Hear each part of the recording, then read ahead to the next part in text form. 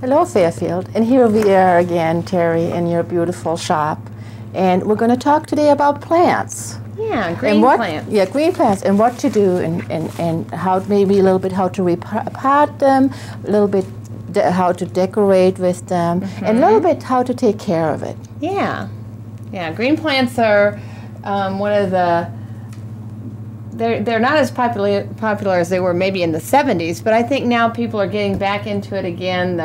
They like to put a nice big green plant in their new homes, and it's good for interior design, and it's also good for the air. Very healthy. So what are we going to do first? Well, are you going to tell us a little bit how to take care of plants? Or? Well, let's start with selection of your plants. Okay. Because the first thing you have to realize is that all plants need different light, different types of environment. I think Kathy should get that. Anyway,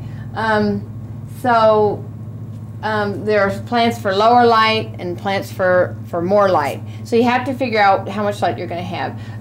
If it's a south light and a west window, there's a lot more light there than an east or a north window. So, just go to your plants, the place where you purchase plants, and ask them which ones will do better in the amount of light. There's direct sunlight, like from the south, the sun goes down and it comes directly into the house. So that's more of a direct light situation. And some plants need a lot of light, like your blooming plants over here. They like to have a lot more light.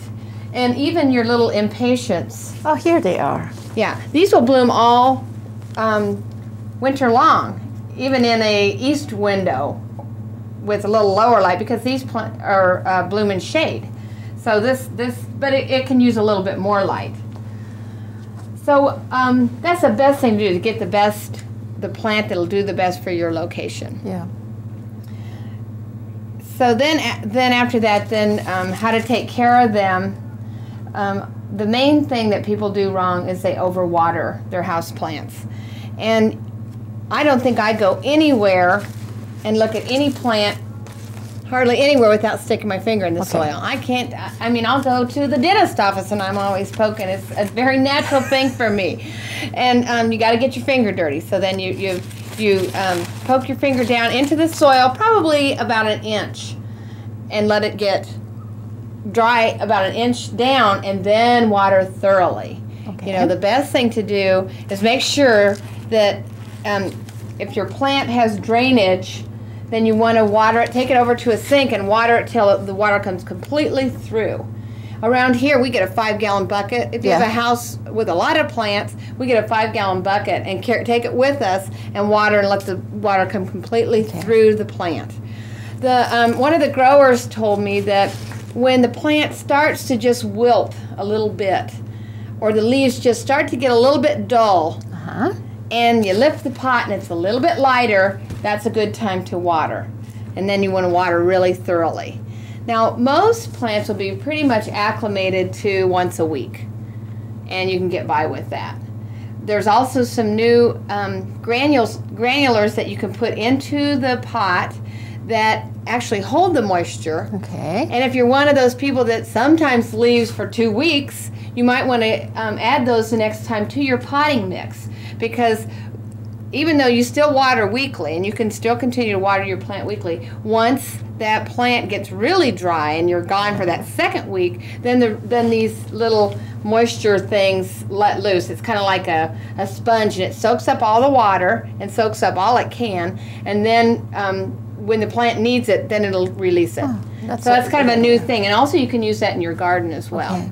Okay. Then, let's see, there was something else. Oh, fertilizing your plants or feeding your plants. Green plants usually take a rest period. And not all plants are the same, so this is very general. Because gardenias, or if you're going to grow some orchids or something like that, they would take a... Yeah, it's a specialized plant. Yeah, right. But most of your green plants, when they start actively growing again, is when when you start to get more light, as the days get longer.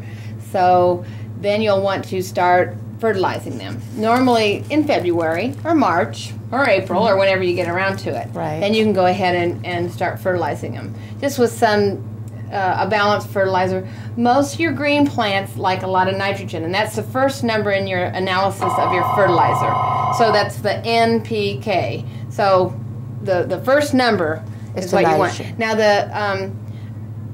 the phosphorus, if you have a blooming plant, now like for violets and stuff, you probably would want something with a little bit more phosphorus. Plus they have violet food. Or green plant food, you know. There's the old Rapid Grow is what we use the most of, and they're not making that anymore. So I don't. After we get through this last case, I don't know what we're going to do.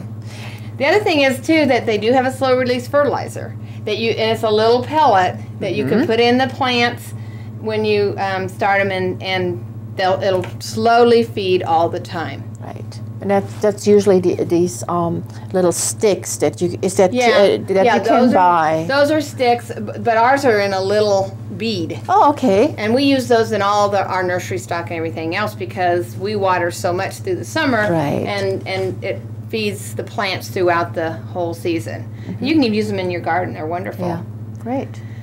So also another mistake that people make the most is that they tend to overpot their plants. If you have too much soil, if you took this small pot here and then put it in a great big pot, the plant cannot take all that moisture up and it'll drown. It rots the roots and it'll drown. So anytime that you're potting up a plant, you only really want to come about 1 inch more than the pot. Just come up a little bit more. And most of the plants like to be in a nice condensed pot. If you look at the pot that this big plant is in, can you see? Yeah. Then it's amazing. Then you can see that for the size of that plant, the pot is not that big.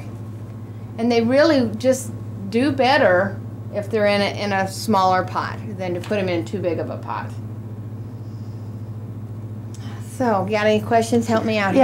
Yeah, pests. Okay, yeah, that's the next one. That's a problem, I think. And when I sell plants, I really do try to stay away from the ones that are the hardest because it's not much fun to buy a plant and then start having a lot of problems with it. Some insects are easily deterred and others are really awful. Aphids, for instance, aren't so bad. I mean, you can spray them and usually you can get those licked. But if you get scale on a plant, which is a little tiny brown insect that usually gets on the backs of the leaves, and you don't even see it, it'll all of a sudden you start seeing all this sap on the leaf surface. That's because the insects are sucking this stuff and it's going out of their pores and it drops little sap onto the leaves. Then you start, well, also it gets sticky on your carpet and sticky on your counters and stuff. Then you know you got a problem. Then you got to start looking for these other insects. And scale's a real hard one to get rid of. Spider mites are the most common, mealybugs, and aphids. And a lot of people don't want to spray in their house, so it's kind of a difficult thing to get rid of things. There is a insecticide that you can actually put into the soil, and then it goes down through the roots of the plant systemically, and as the plant takes it up into the leaves, when the insects bite it, then they get the poison. Also, there are some natural time release, like pyrethrin is a substance that comes from the mum plant, so it's halfway natural, and they make it in a slow release encapsulated thing, so you spray it on and then the capsules let off the pyrethrins excuse me, for quite a while, and then it'll kill the insects. So we like that really well too. Also, just good old spraying your plant down. Take it into the bathtub and just hose it down if you've got one of those neat nozzles, or into the kitchen sink and hose it down real good. That'll take care of spider mites and aphids. It'll deter them. The thing about insects is that they hatch daily. And so if you don't keep on it absolutely every other day, then the numbers just start multiplying and multiplying. Pretty soon, you know, they're beyond being fixed. And also for spider mites, even just taking your hand and wiping it down like this, and wiping the bottoms, that's a good way to get rid of them. But in the summertime, that's not quite so bad because you can take your plants outside and you can hose them down and you can really get a better handle on it. And if you do want to spray a little malathion or an insecticide, at least you aren't. A lot of those insecticides are an oil base, and you get them in your house, and you just don't want them around. Yeah. And even that systemic is really, it smells and so forth. So you've got to get it down in the soil and cover it back up, and it's. But if you want nice houseplants, you've got to always be on the lookout for your insects. Yeah, and they do need some care. So they're almost like children. We have to kind of watch out of them. So when you go and select a plant, it's good to kind of research or talk to the person where you buy the plant and say, okay, what light does it need and how much care does it take? It's nothing more sad than seeing a dying plant in somebody's house. Yeah, plant abuse. That's what we call that. Yes, and I had a lot of problems in my house with spider mites, ivy and spider mites. Yeah, and I'll tell you, that's one of the reasons I don't use ivies very much, is because no matter how hard you fight, they're going to be there. Yeah. And so you have to just either spray them down a lot, because water is the best thing. Right. You just spray them down, then you're fine. But they are a big problem on your ivies. So what else we want to do? Well, I think that we talked a little bit about the care. It's like whatever you select, make sure it's the right plant for your house, for your light in the house, and go from there. Right, and office plants. There, a lot of the offices now have plants in them, and that makes it just seem warmer. And again, just make sure that you get the right plant. Yeah. For the right. Okay, so now we're going to do for everyone what's called a European garden.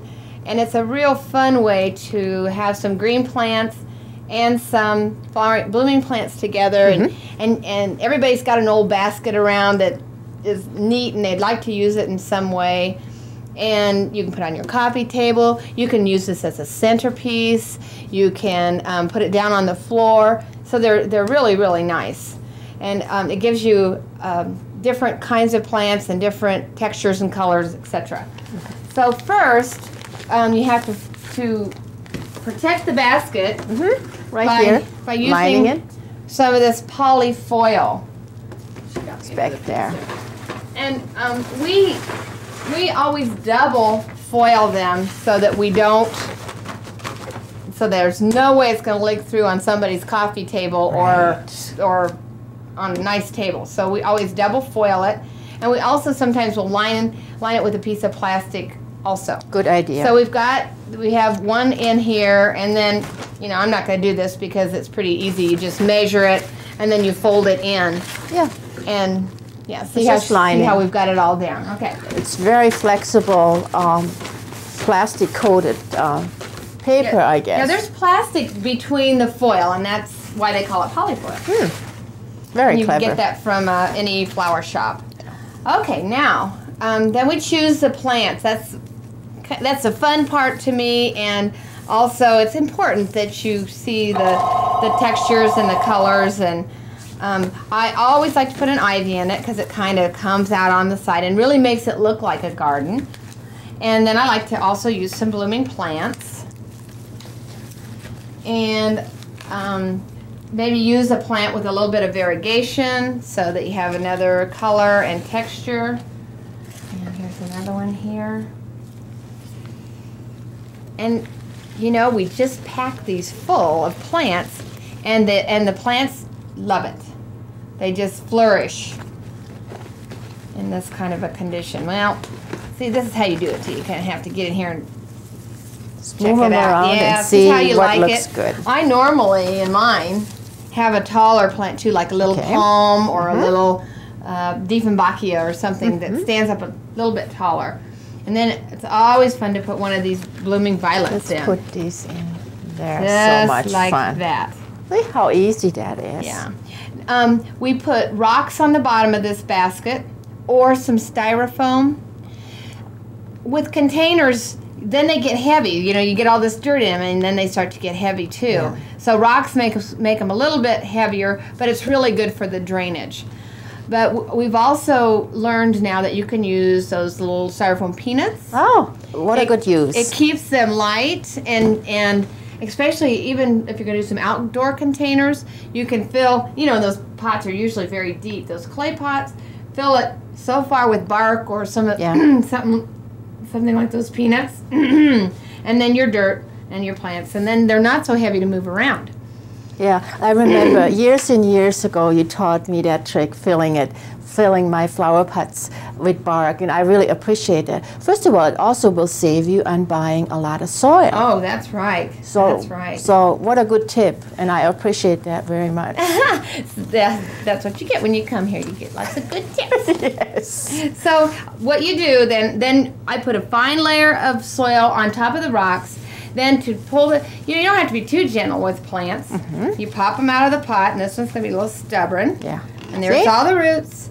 And the main thing is that you plant the plants at the same depth they are in the pot.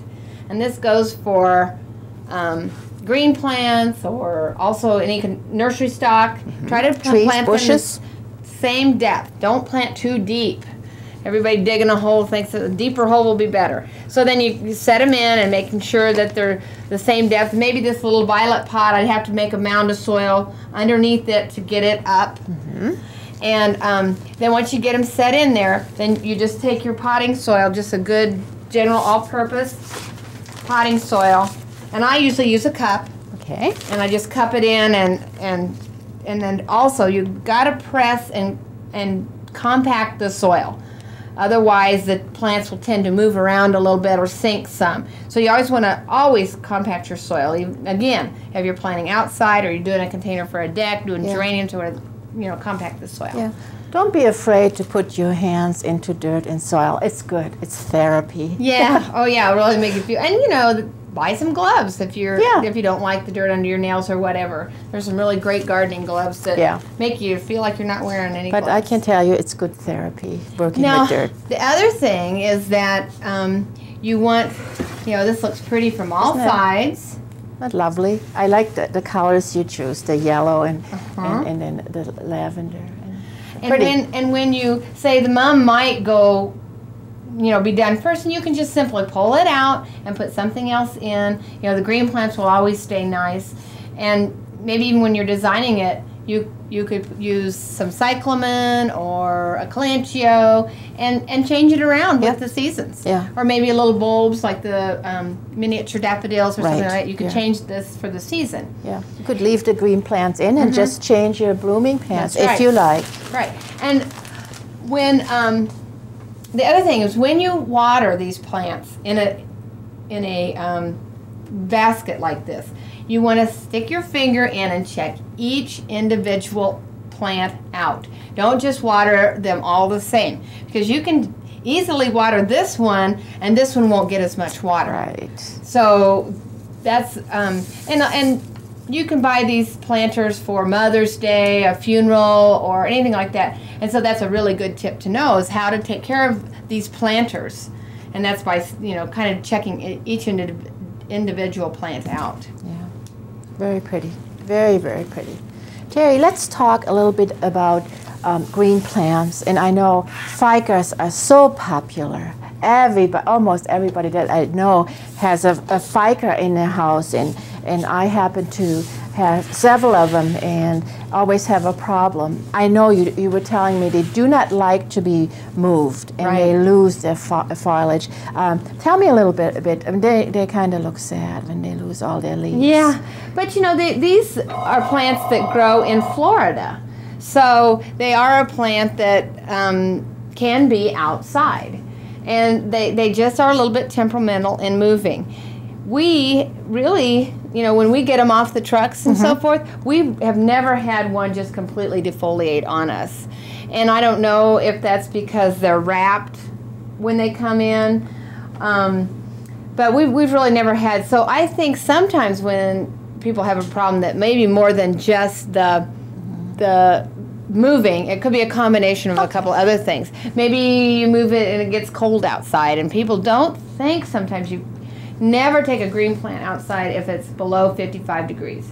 you're really taking a chance. Okay. People, you know, might buy it at a discount store or whatever, and they don't know anything, and they don't, you know, they don't wrap them. Right. So make sure that that if you're going to have a plant outside, that you don't let it be too cold. Okay. So in Iowa or in our area, we should wait maybe until May to have your house Mother's plants. Day. Mother's Day. Mother's Day weekend usually is you're safe. Okay. But always watch. You know, the weather seems to be changing, and you know, be sure that if it's going to get cold and you hear about it, you better kind of protect your plants. The other thing about the ficus is that it does have several insect problems. One being scale that we talked about earlier, and it's very hard to take care of her. And once it gets started, it's hard to get rid of them. And sometimes people come in and we say, just get rid of it, buy another one, and you know, start over again. Don't. The ficus is a wonderful tree because it's in this tree form, and you can have a tree in your living room. So they're really one of the most wonderful of all of the indoor growing plants. What about pruning, trimming?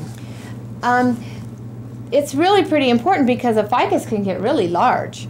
But they're just like a bush, and you can trim them way back. This is what we call a tree form ficus, and it, you know, obviously because of the trunk, and it'll continue to grow, you know, out this way. But if we wanted to keep it this small, we sure can. And it's almost like a topiary. You just cut it back. And pruning plants, you always want to prune above a leaf or above a leaf joint, or a branch. Don't just cut in the middle of the stem. Can you see that, Susan? Are you focused in on that? Okay. So again, you don't always cut right above a branch. Don't cut right in the middle of that, because the growth comes out and comes to the end, and there's nothing, you know, for it to go. If you cut here, then the energy continues to come up the leaf and then goes up towards the end. Yeah. Another good tip. Yeah, that's a good tip. And even any pinching, you know, if you wanted to keep it little, yet you want it to fill in some of this space, you can just even pinch it. And again, you just want to pinch above a leaf. So that's very pretty. So that's that. The ficus and the umbrella plant and some of our other plants would really like to be outside in the shade in the summertime. Okay. It's what we call giving our plants a summer vacation. Wonderful. And to do that, though, you have to acclimate the plant to the light, the difference in the light of your house to the outdoors. So you want to be sure that you do it slowly. You'll first want to put it on your porch where it's got total shade. Yes. Then you're going to move it out, you know, in the yard in the shade. But just do it very, very slowly. This is my guess that you would do it for a week and a half, 2 weeks, and then move it again. Okay. So take your time. Yeah, take your time. But the plants love to be outside, get real rainwater. And again, you can take your hose and put it on that really spray, you know, even just put your thumb over it, and you can spray all the leaves down, and it's the best thing for them, and especially for insects. Yeah. So it really takes care of the insects. It's really neat, too, now with all the new things that are happening with plants, that the botanists are changing things, and they're making them better for the inside. And this ficus happens to be one that's a newer variety. The leaves are a little bit waxier and darker green too. Yeah, and it does a little better. Now this umbrella plant, if anybody's ever grown one of these before, it tends to get huge. You know, and now as you can see, this is a more upright plant. And they did that by, you know, tissue culture, where they just, those botanists get in there and change things. So that's kind of interesting. This little plant is called an anthurium. And it's kind of hard to find a green plant that blooms all the time. Your peace lily does. I don't have one sitting here. Okay. But this little plant in a lot of light will continue to shoot up these little red flowers. Now, granted, it's not the showiest thing, and there are different varieties in this. There's some white ones, and some of the flowers are like this, so they're really quite nice. So Like I said, there's just something new in this business all the time. Sure. Yeah. Let's talk about a little bit about this wonderful hanging plant. I'm just drooling over it because I have spring fever. Drool as you may want to. I just picked this out of the greenhouse yesterday. So this is called a streptocarpus, and I have it in a south window, and it does get quite a bit of light. And it looks absolutely beautiful, but I don't know exactly how long. Now I do know people do grow these in the house. Okay. So we'll see how well I do with it, because I'm not perfect. And I think blooming plants, you have to water more. You have to watch them a lot closer, because when the plant's going through all that energy of giving out a blossom, it's taking up quite a bit more moisture. So that's one thing that I'm glad I reminded myself about, that I'll want to stick my finger in the soil and see what's going on. But there's no wind on this plant. It's not like this will actually do really nicely outside on a porch, but there's no wind on it, so instead of watering it every day, I'll just have to kind of see. It'll probably be on a routine of maybe every 3 days. Yeah, great. Very pretty. Oh, I know. It makes you just, when I go outside, and today was so nice. 2 minutes, sweetie. Yeah, I know. So what else should we talk about? Anything else? It is time to get outside, and then then we need to get into the containers of the geraniums and so forth. And I hope you'll come back again and we'll go through that. I will. Of course you will, because that's so what I'm waiting for. And I think everybody waits for spring to come. We had such a long winter, and as always, this was a treat to be here again. Thanks. And thank you for your patient and wonderful tips. No, you're and we'll welcome. see you again. Oh, great. Thank you. That's for tonight, and we'll see you again. Good night, Fairfield.